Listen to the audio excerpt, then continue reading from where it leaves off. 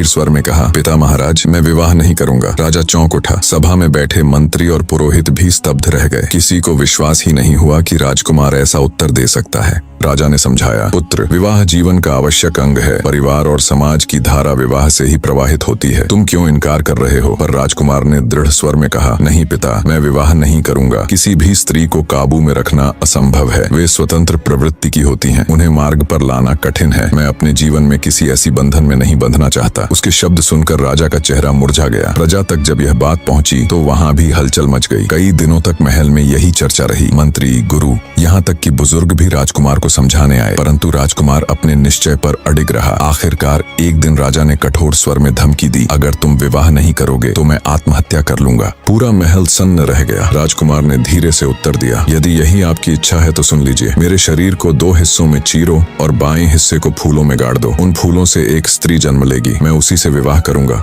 और किसी अन्य से नहीं। राजा का हृदय कांप उठा। उसने डरते हुए कहा, यह कैसा पागलपन है? अगर तुम मर गए तो क्या कोई और उपाय नहीं है? राजकुमार ने आंखें मूंद लीं और ठंडे स्वर में बोला, नहीं, और कोई उपाय नहीं है। अंततः विवश होकर राजा ने वही किया। राजकुमार के शरीर को 2 बराबर हिस्सों में बांटा गया। बाएं हिस्से को फूलों में गाड़ दिया गया। प्रजा स्तब्ध थी। महल में भय और श्रद्धा दोनों का वातावरण था। कुछ दिनों बाद उन फूलों से सचमुच एक सुंदरी कन्या उत्पन्न हुई। उसका